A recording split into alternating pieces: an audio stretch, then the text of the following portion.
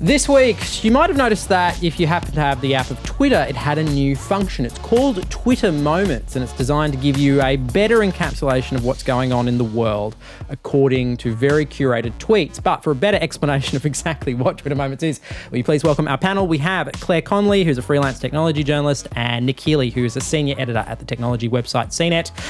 Somebody explain to me, what is Twitter Moments? Well, that is a very, very good question and something I've been struggling a little bit with over the last couple of days. As I understand it, it is a certain level of human curation mixed with what we always like to call a sophisticated algorithm without ever really understanding what that is, to make sure that when a important thing happens on Twitter, you don't miss it.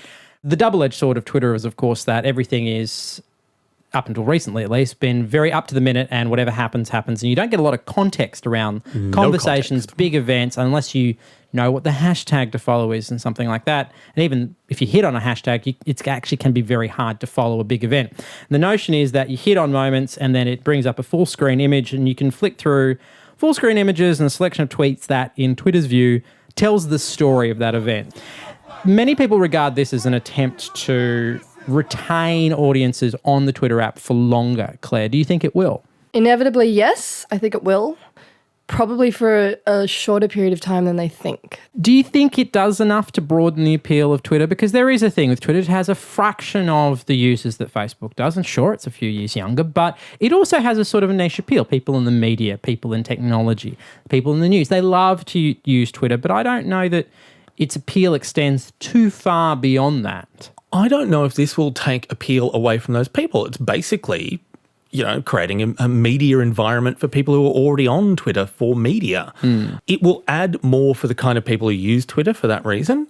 I don't think if it's actually going to be the sort of thing people sign up for. I don't think it's going to see Twitter grow. I actually think it's going to reduce the time that people spend, because the Moments app is going to do that search job for them. So like you said before, if you're searching on a hashtag, it can take a lot of time. You've got to go through top tweets, and then you've got to go through all tweets. And depending on how many people you're following and who you're following, what that hashtag delivers may vary quite widely in relevance to what you're looking for. When you've got someone curating a Twitter event or Twitter news or something that's happening on that platform down to like this happened, then this happened, then this happened, you're actually spending less time doing that thing. But arguably they're spending less time, but that time they're spending is more rewarding because they get a clearer picture faster. Yeah. So maybe it is, in that sense, a positive development. It's quality, not quantity. I will say one of the interesting things about it is less the actual function of flicking through different tweets to tell the story. Actually, it starts to operate as a news program.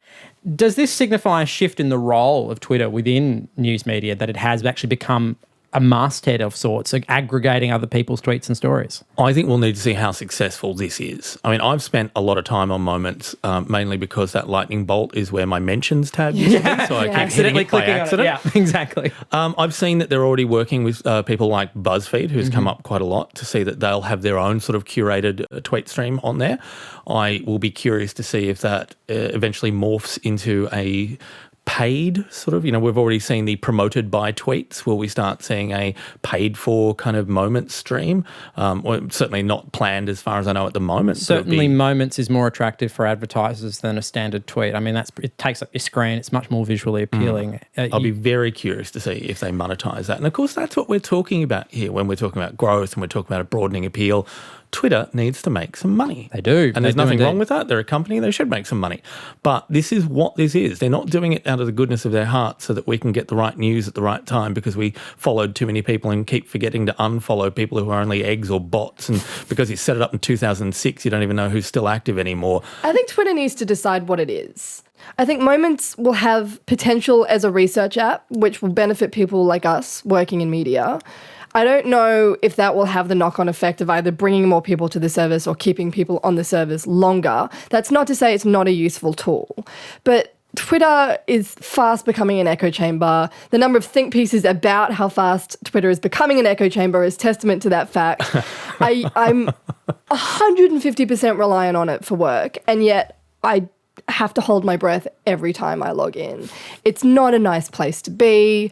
I probably need to go and do a cull, so it's not all Twitter's fault. There are just some really awful people out there. But I do think from an abuse standpoint and from a what it exists for standpoint, there are a lot of question marks. I think Moments is a little fascinating in that it is a very candid admission from Twitter that it has a massive signal-to-noise ratio problem.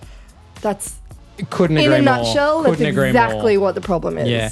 There is so much more to this discussion you can hear on the audio edition of the show. We're also talking about the impact of technology on the US and Australian election. You can find it all on the RN website. Thanks, guys.